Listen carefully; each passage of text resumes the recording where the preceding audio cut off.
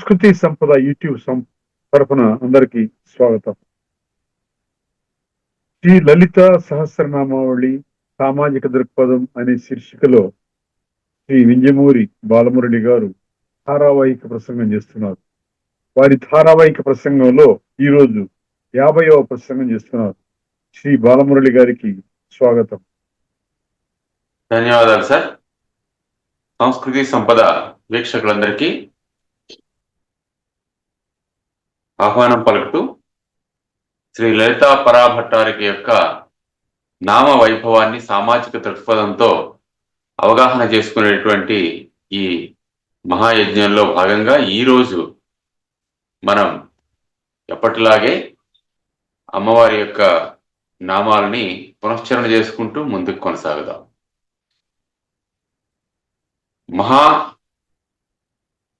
మహైశ్వర్య మహావీర్య, గొప్పదైన ఐశ్వర్యమును ప్రసాదించేటటువంటి తల్లి, గొప్పదైనటువంటి శక్తి సామర్థ్యాలు కలిగినటువంటి తల్లి మహావీర్య అంటే మనం చెప్పుకున్నాం.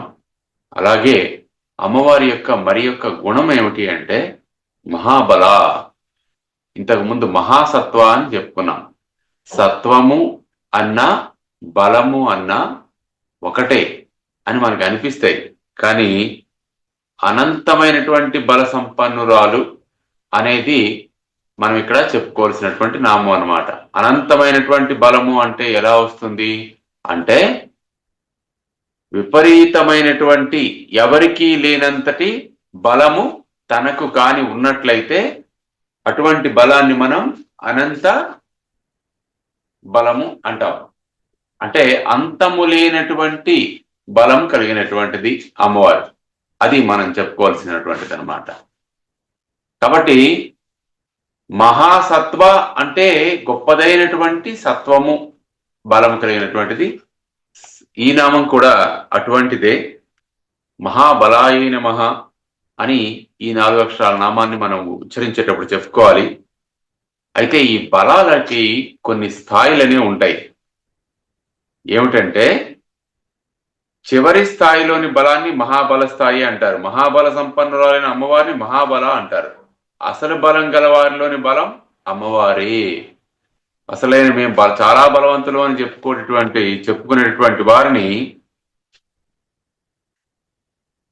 వారిలో ఉండేటువంటి బలానికి అసలు కారణం ఏమిటి అంటే అది అంతరాత్మలో ఉన్నటువంటి అమ్మవారే అని మనం చెప్పుకోవాలి. అంతేకాదు మహాబలములు అంటే చతురంగ బలాలు. ఏవి? రథ గజ తురగ పదాది దళాలు, అనేకమైన అనంతమైనటువంటి బలము కలిగినటువంటిది, సైన్యము కలిగినటువంటిది అనే అర్థంలో కూడా మనం అమ్మవారిని చెప్పుకోవచ్చు. అంతేకాకుండా మహా ప్లస్ అబల అని విడదీసాం అనుకోండి ఈ మహాబల అనే నామాన్ని, అప్పుడు స్త్రీలందరిలోనూ మహామహిమాన్వితమైనటువంటి శక్తి కలిగినటువంటిది అని అర్థం. అంటే ఆవిడ అబల కాదు, అబలల వంటిది కాదు.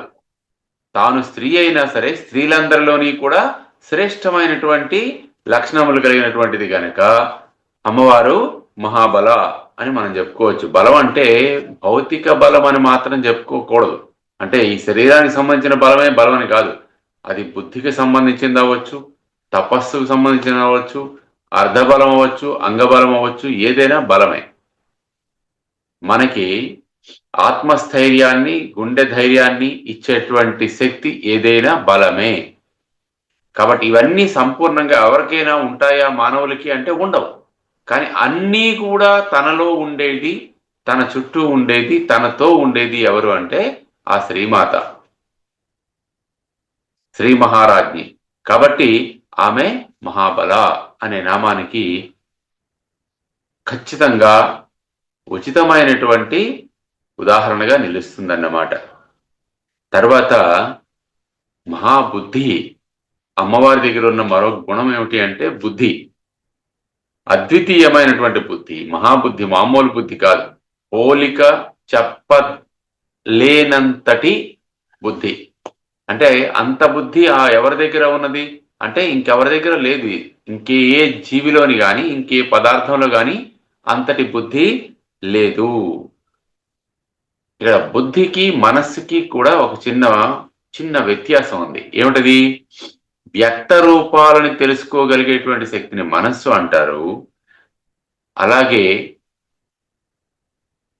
లేనటువంటి వాటిని కనిపెట్టగలిగే శక్తిని బుద్ధి అంటారు. కాబట్టి ఇన్నోవేటివ్ టాలెంట్ అంటే సృజనాత్మక శక్తి ఏదైతే ఉన్నదో దాన్ని ఇక్కడ మనం బుద్ధి అని చెప్పుకోవచ్చు. అమ్మవారికి సృజనాత్మక శక్తి ఎక్కువ. ఎందుకంటే ఈ విశ్వానంతటిని సృజించినది ఆమె కదా. అంతకుముందు ఆవిడేమి కాపీ కొట్టడానికి ఏం మోడల్ ఏం లేదు. ఈ విధంగా ఉంటుంది కాబట్టి ఆ రకంగా దాన్ని చూసి మనం మరొకటి తయారు చేద్దాం ఉండాలి. కాబట్టి తానే సొంతంగా ఆలోచించింది గనక అటువంటి క్రియేటివ్ పవర్ ఎవరిలో ఉంటుందో అక్కడ అమ్మవారు వారిలో ప్రస్ఫుటమైంది అని అర్థం చేసుకోవాలి. అమ్మవారి యొక్క శక్తి వారిలో ఆ విధంగా బయటికి వ్యక్తం అవుతోంది అని చెప్పుకోవాలి. అది బుద్ధి. అంతేకాకుండా బుద్ధి అనే పదానికి మరొక అర్థం కూడా చెప్పుకోవచ్చు. ఏమిటంటే బుద్ధి తాత్కాలికి జ్ఞేయో, వర్తమానంలో జరుగుతున్నటువంటి సమస్యలు పరిస్థితులు వీటిని చక్కగా అవగాహన చేసుకోగలిగేటువంటి వ్యక్తి యొక్క శక్తిని బుద్ధి అంటారు. మతి, బుద్ధి, స్మృతి ఇవన్నీ ఉన్నాయి చూసారా. మతి అంటే మతిర్వ్యతీత విషయా, జరిగిపోయినటువంటి అంశాలని గుర్తుంచుకోగలిగేటువంటి శక్తిని మతి అంటారు. స్మృతి ఆగామి గోచరాహ, జరగబోయే దాని గురించి ఊహించగలిగే శక్తి. బుద్ధి తాత్కాలికి జ్ఞేయో, బుద్ధి అనేది వర్తమానంలో ఏం జరుగుతున్నదో మనకి గ్రహించగలిగేటువంటి శక్తి. ప్రజ్ఞ త్రైకాల్య గోచరా, ప్రజ్ఞ అనేది భూత భవిష్యత్ వర్తమాన కాలాల్లో జరిగినది, జరుగుతున్నది, జరగబోయేది కూడా తెలుసుకోగలిగే శక్తిని ప్రజ్ఞ అంటారు. ప్రజ్ఞావంతుడు అంటే భూత భవిష్యత్ వర్తమాన కాలాలకు సంబంధించినటువంటి పరిస్థితుల్ని సక్రమంగా, క్షుణ్ణంగా, నిశితంగా పరిశీలించి తెలుసుకోగలిగే, అవగాహన చేసుకోగలిగేటువంటి శక్తి గలవాడు. అటువంటి వాడిని ప్రజ్ఞావంతుడు అంటారు. ఇక్కడ అమ్మవారు మహాబుద్ధి అంటే అప్పటికి జరుగుతున్న దాన్ని కూలంకషంగా గ్రహించి అర్థం చేసుకోగలిగేటువంటి శక్తి అమ్మవారి దగ్గర పుష్కలంగా ఉంటుంది అని మనం చెప్పుకోవాలన్నమాట. ఇది ఒక అర్థం. అంటే మనం ఇలా అర్థాలు వివరించుకుంటూ పోతే బుద్ధిని ఇంకా మనం విశ్లేషించవచ్చు. బుద్ధి నుంచి గ్రహణము, విచక్షణ, వివేకము అనేటువంటి లక్షణాలను తీసేస్తే మిగిలినది ఏమిటి అంటే వితర్కము. ఈ వితర్కం అనే రాక్షసుడిని మహాబుద్ధి చేతే అమ్మవారు చంపుతుంది. కాబట్టి మనస్సు పంచ జ్ఞానేంద్రియముల ద్వారా వివరాలను సేకరిస్తే బుద్ధి కర్తవ్యాన్ని నిర్ణయిస్తుంది.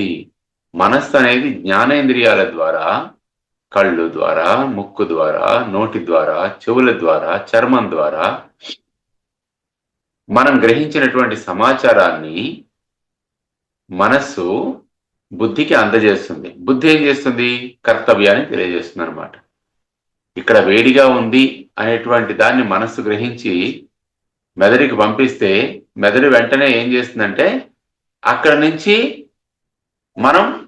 మనని పరిరక్షించుకునే మార్గం ఏమిటి, తప్పించుకునేటువంటి విధానం ఏమిటి అనేది బుద్ధి మనకి తెలియజేస్తుంది. ఇదన్నమాట. కాబట్టి అన్ని రకాల శాస్త్రజ్ఞుల బుద్ధులలో పనిచేసేది, బుద్ధులను ప్రేరేపించేది అమ్మవారే. కాబట్టి అమ్మవారు మహాబుద్ధి. అంటే ఇన్నోవేటివ్ పవర్ అని మనం చెప్పుకున్నాం కదా. అంటే క్రియేటివిటీ, లేని దాన్ని సృజించగలిగేటువంటి సృజనాత్మక శక్తి బుద్ధి. కాబట్టి అమ్మవారు ఈ సృజనాత్మక శక్తి కలిగినటువంటి వాళ్ళందరిలోని కూడా చక్కగా ఆవిడ కొలువై ఉండి కొత్త కొత్త విషయాల్ని వాళ్ళు కనిపెట్టేటట్టు, సాధించేటట్లు, వాళ్ళ ద్వారా వ్యక్తమయ్యేటట్టు వాళ్ళని అనుగ్రహించిందని మనం తెలుసుకోవాలన్నమాట. దాన్నే సిద్ధి అంటారు. ఒక శాస్త్రవేత్త ఒక విషయాన్ని కనిపెట్టాడు అనుకోండి, అంతకు ముందు లేదు కదా అది. కాబట్టి అంతవరకు లేనటువంటి విషయాన్ని కనిపెట్టగలిగేటటువంటి మానవ ప్రజ్ఞని బుద్ధి అంటారు. తర్వాత మహాసిద్ధి, అమ్మవారు మహాబుద్ధి, మహాబల, మహాసత్వ కాకుండా మహాసిద్ధి కూడా. సో బుద్ధి ఆవిడే, బుద్ధికి తగినటువంటి ఫలాన్ని ఇచ్చే సిద్ధి ఆవిడే. కాబట్టి అద్వితీయమైనటువంటి సిద్ధి అంటే ఎలాంటిదంటే క్రియాశక్తి పరిపూర్ణం కానంత వరకు అది సిద్ధి కాదు. మనలో ఇచ్ఛాశక్తి, క్రియాశక్తి, జ్ఞానశక్తి ఉన్నాయి కదా. క్రియాశక్తి అంటే పని చేయగలిగేటువంటి శక్తి. పని చేయగలిగేటువంటి శక్తి పరిపూర్ణం కావాలి. ఎంతవరకు పరిపూర్ణం కాదో అంతవరకు అది సిద్ధి కాదు. క్రియాశక్తి పరిపూర్ణమైనటువంటి క్షణాన్ని సిద్ధి పొందిన క్షణం అంటాం. అదనమాట మహాసిద్ధి అంటే. అంటే మనం సంకల్పించినటువంటి కార్యక్రమాన్ని మనం నిర్వహిస్తూ దాన్ని పరిపూర్ణం చేసిన తర్వాత దాని యొక్క సిద్ధి లభించింది అని మనం చెప్పుకుంటాం కదా. ఇదే ఈ సిద్ధిని అనుగ్రహించేటువంటి దయామయి శ్రీమాత ఆ లలితాంబికాదేవి అని మనం చెప్పుకోవాలన్నమాట. అయితే ఇక్కడ ఈ సిద్ధులు అష్టసిద్ధులు కదా. ఏమిటవి? అణిమ, మహిమ, గరిమ, లఘిమ, ప్రాకామ్యము, ప్రాప్తి, ఈసిత్వము, వసిత్వము. ఇవి సిద్ధులు. ప్రాప్తి, ప్రాకామ్యము, ఈసిత్వము, వసిత్వము, అణిమ, మహిమ, లఘిమ, గరిమ. ఈ 8 కూడా అష్టసిద్ధులు. ఈ సిద్ధులన్నీ కూడా అనుగ్రహించగలిగేటువంటి మహాసిద్ధి ఎవరి దగ్గర ఉంటుంది?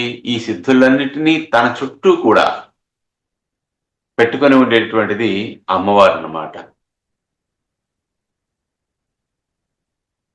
కాబట్టి ఈ సిద్ధులన్నీ కూడా అమ్మవారి చుట్టూరా కూడా ఆవరించి ఉంటాయి. ఎక్కడ? మణిద్వీపంలో అమ్మవారిని సేవిస్తూ ఉంటాయన్నమాట. అసలంటూ ఒకటి ఉంటే దాన్ని ఎన్ని రకాలుగా అయినా మార్పు మనం చేయొచ్చు. కానీ అణిమాది సిద్ధులకు సాధ్యమవుతుందేమో కానీ అసలే లేనప్పుడు అలా చేయడం సాధ్యం కాదు. ఏదైనా ఉంటే దాన్ని వేరేగా మార్పు చేయడం ఈ సిద్ధులకు కుదురుతుంది. లేని దాన్ని సృష్టించగలిగేటువంటిది ఇవి చేయలేవు. కాబట్టి వీటికి పరిమితత్వం ఉంటుంది. సిద్ధులకి కూడా పరిమితత్వం ఉంటుంది. ఏమీ లేనట్లుండే ఆకాశంలో నుంచి పుష్కలంగా ఉండే సమస్తాన్ని సృష్టించడం అమ్మవారికి మాత్రమే సాధ్యం. అది అమ్మవారి యొక్క మహోత్కృష్టమైనటువంటి సిద్ధి అని మనం చెప్పాలి.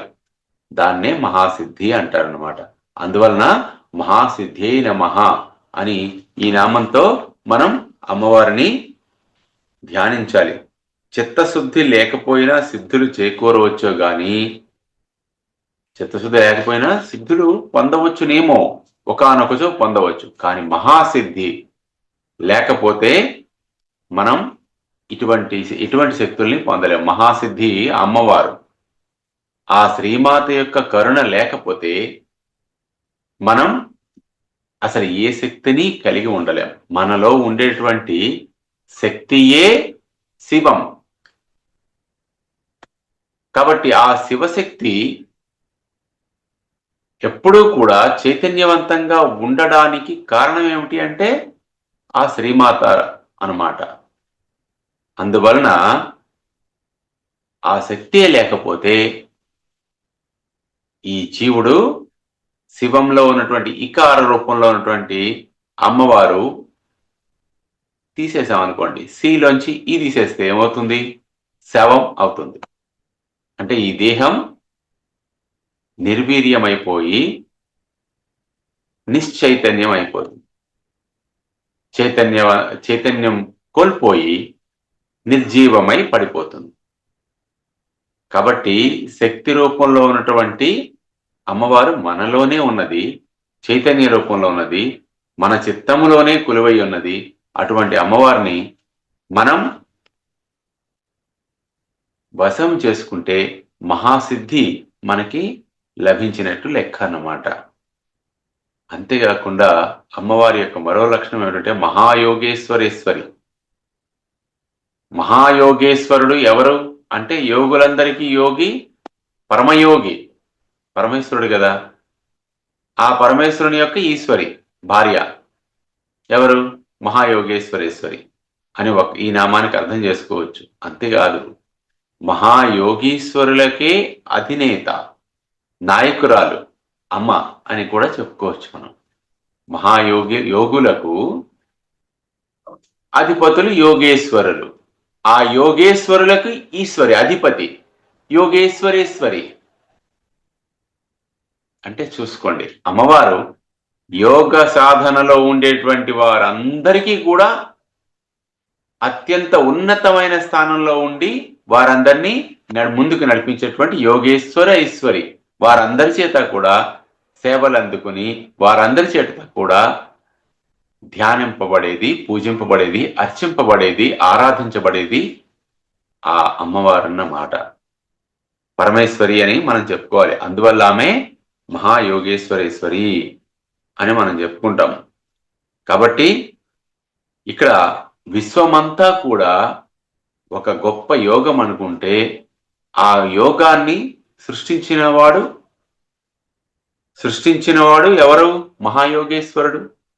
ఆ మహాయోగేశ్వరునికి భార్య యోగేశ్వరి, మహాయోగేశ్వరేశ్వరి. అదన్నమాట. ఇలా ఈ పదాన్ని మనం అర్థం చేసుకోవచ్చు. కాబట్టి విశ్వమనే మహాయోగానికి ప్రభు అయిన ఈశ్వరునికి కూడా ఆవిడ అధినేత్రి.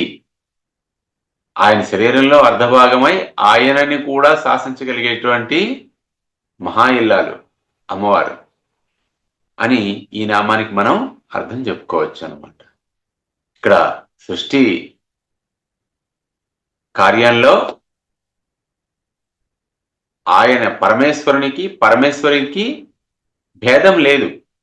ఆయనది సంకల్పము, ఆ సంకల్పం యొక్క సాకార రూపము అమ్మవారు. అంచేత ఆయన కామేశ్వరుడు, ఈమె కామేశ్వరి.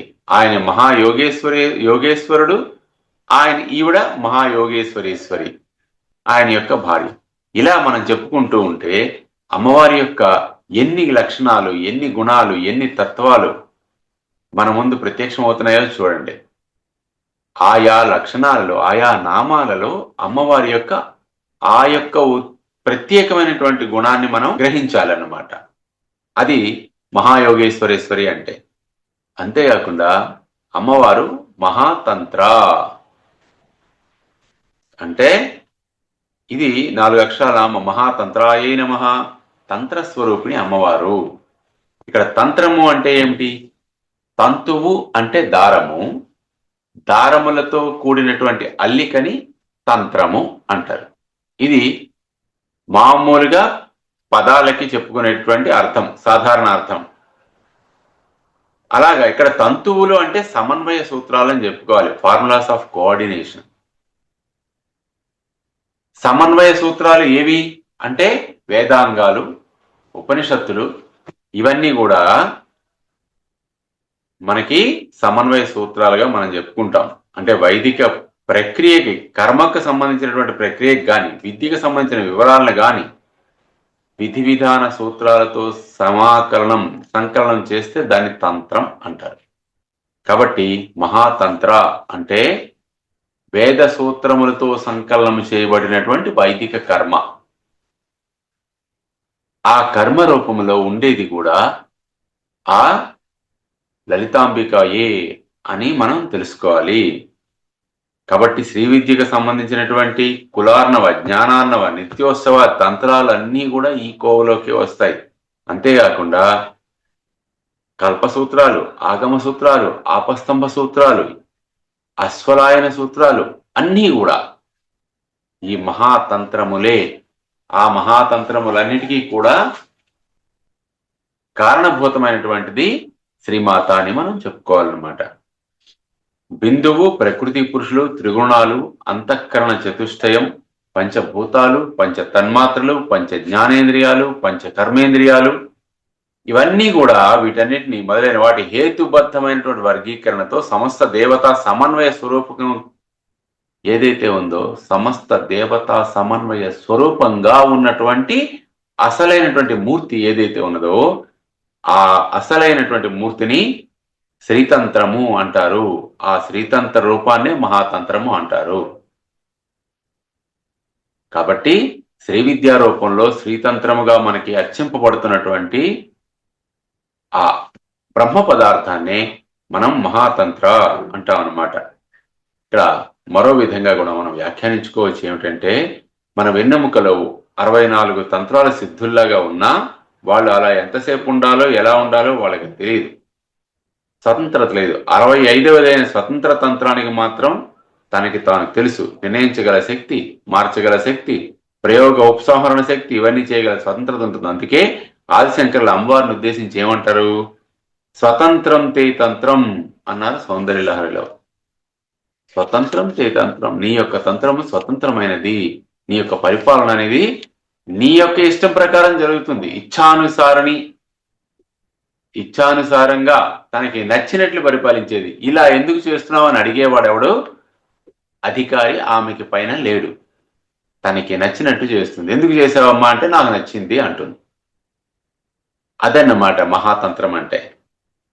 కాబట్టి అమ్మవారికి మహాతంత్ర అనే నామం సార్థక నామధేయం అనమాట. ఐహిక ఆముష్మిక ప్రయోజనాలు మనకి అందజేసేటటువంటి తంత్రరూపిణి మహాశక్తి అమ్మవారు అన్నమాట.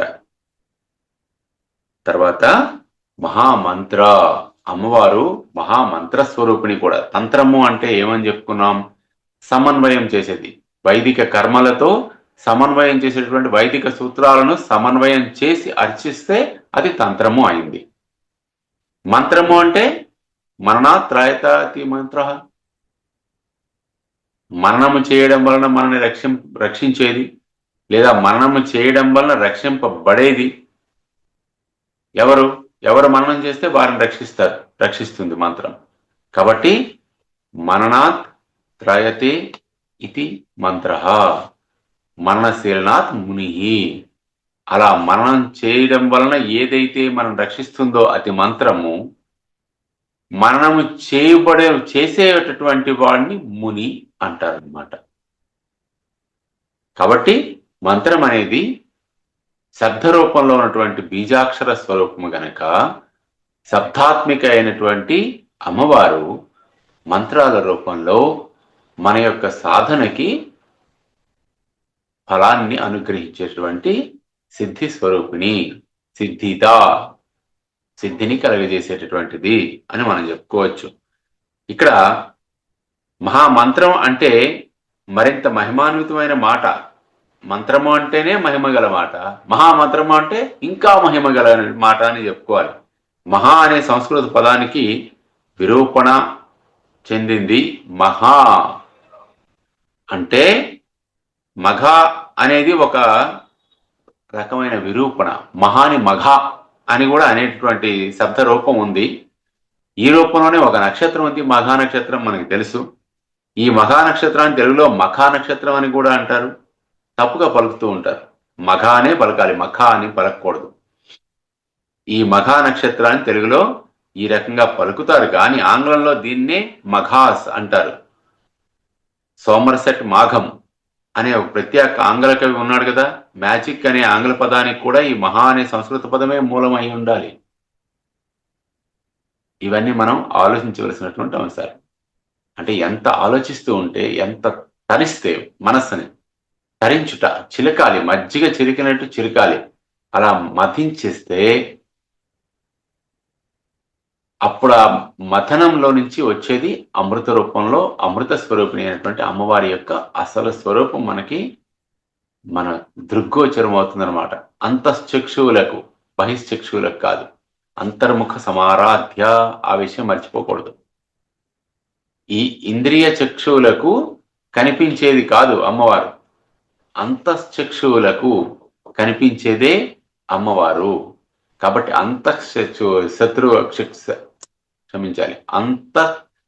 అంతఃచక్షువులకు అమ్మవారు దర్శించాలి అంటే, అంతఃచక్షువులతో మనం అమ్మవారిని దర్శించాలి అంటే మన ఆరాధన అనేది అంతర్ముఖమై ఉండాలి. మన ఆరాధన ఎలా ఉండాలి? అంతర్ముఖంగా ఉండాలి. బయటికి బాహ్యంగా ఆడంబరం కోసం ఆరాధన మనం వ్యవహరించకూడదు. అడ్వర్టైజ్మెంట్ కోసం ప్రవర్తించకూడదు. మనం ధ్యానం చేస్తున్నాం, మేము పూజ చేస్తున్నాం, మేము మంత్రాన్ని ఉచ్చారిస్తున్నాం. ఎవరికి తెలియవలసిన అవసరం ఏమిటి అసలు? ఎవరి కోసం చేస్తున్నాం? సమాజం కోసం మనం చేయట్లేదు. మనని మనం ఉద్ధరించుకోవడం కోసం, మన ఆత్మని మనం తెలుసుకొనడం కోసం. కాబట్టి ఆత్మ జ్ఞానం కోసం చేసేది ఆత్మలోనే జరగాలి కదా. కాబట్టి ఈ సాధన అనేది అంతర్ముఖ సమారాధన అవ్వాలన్నమాట. అప్పుడు అంతశ్చక్షువులకు అమ్మవారు దర్శనమిస్తుంది. ఆ విధంగా ఏంటంటే అమ్మవారు లలితా సహస్రనామాల్లో మహేశ్వరి నామం నుండి మహాత్రిపుర సుందరి వరకు 27 నామాలు మొత్తం ఉన్నాయి. మణిద్వీపంలో ఉండే అమ్మవారి ప్రత్యేక నామాలుగా వీటిని చెప్తారన్నమాట. అయితే రాశి చక్రంలో ఒక్కొక్క నక్షత్రానికి ఈ 27 నామాల్లో ఒక్కొక్క నామం చొప్పున న్యాసం చేసుకొని జపించే లలిత ఆరాధకులు కూడా ఉంటారు. ఇది విశేష అంశాలన్నమాట. ఈ నామానికి 27 నక్షత్రాలని 27 నామాలతో ఎక్కడి నుంచి మహేశ్వరి నామం నుంచి మహాత్రిపుర సుందరి వరకు ఉన్నటువంటి నామాల్ని 27 నక్షత్రాలతో అనుసంధానం చేసుకుని వాటిని సాధన చేసేటువంటి లలితా అమ్మవారి తాలూకా సాధకులు ఉంటారు. అటువంటి సాధన చేసేటటువంటి వారు ఈ రకంగా అమ్మవారిని నక్షత్ర స్వరూపంగా భావిస్తూ ధ్యానిస్తారు, అర్చిస్తారన్నమాట. ప్రణవ గాయత్రి మంత్రాది మహామంత్రాలు కూడా తన స్వరూపముగా కలిగినది. ప్రణవము, గాయత్రి మంత్రము ఉత్కృష్టమైనటువంటి మహోన్నతమైనటువంటి మహామహిమాన్వితమైనటువంటి మంత్రములు. కాబట్టి మహామంత్ర అంటే వాటిని కూడా సూచిస్తుంది. ఆ మంత్రముల చేత ప్రచోదనము చెందింపబడేటటువంటి మహాశక్తి అమ్మవారు అని మనం ఇక్కడ అవగాహన చేసుకోవచ్చు అన్నమాట. కాబట్టి ఇక్కడ విషయం ఏమిటి అంటే అన్నమయ, ప్రాణమయ, మనోమయ సూక్ష్మ శరీరాల్లో సరిహద్దుల వద్ద దేవతా శక్తులు పనిచేస్తాయి. కాబట్టి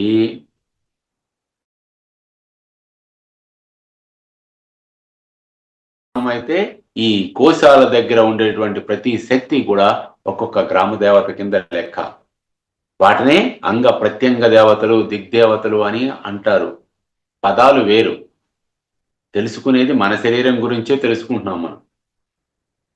అందువల్ల ఇక్కడ వీటి ముందు కానీ మహా చేరిస్తే ఆ మహాశబ్దం ద్వారా సూచింపబడినటువంటి మహాశక్తి ఎవరు అంటే అమ్మవారు అన్నమాట, లలితాదేవి అని మనం తెలుసుకోవచ్చు. అటువంటి మహాశక్తి మనందరికీ కూడా మనలో సచ్చేతనని కలిగించి మంచి ప్రేరణనిచ్చి మన బుద్ధిని మరింత ప్రచోదనం చేస్తుందని ఆశిస్తూ స్వస్తి.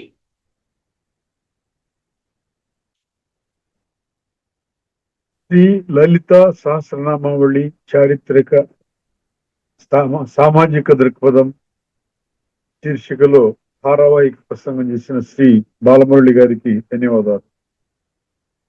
నమస్కారం సార్.